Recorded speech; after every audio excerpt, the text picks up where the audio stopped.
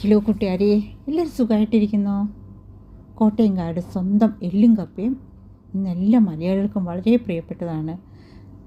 ഓരോ പ്രദേശത്തിനും തനതായ ഒരു കുക്കിംഗ് രീതി തന്നെയുണ്ട്. എന്നാൽ ഞാനെപ്പോഴും ഉണ്ടാക്കുന്ന രീതി നിങ്ങൾക്ക് കാണിച്ചു തരാം. അപ്പോൾ ഇഷ്ടപ്പെട്ട ചാനലൊന്ന് സബ്സ്ക്രൈബ് ചെയ്യാനും ലൈക്ക് ചെയ്യാനും പ്രിയപ്പെട്ടവർക്ക് എൻ്റെ ഷെയർ ചെയ്ത് കൊടുക്കാനും മറക്കരുത് കേട്ടോ. നമ്മൾ 3 ഭാഗങ്ങളായിട്ടാണ് കപ്പ ബിരിയാണി ഉണ്ടാക്കുന്നത്. എല്ലോട് കൂടിയ ബീഫ് നമ്മൾ കറി വെക്കുന്ന രീതിയിൽ തന്നെ ഇഞ്ചി, വെളുത്തുള്ളി, സവാള, മസാലകളൊക്കെ ചേർത്ത് നന്നായിട്ട് വഴറ്റി വേവിച്ചെടുക്കുന്നു.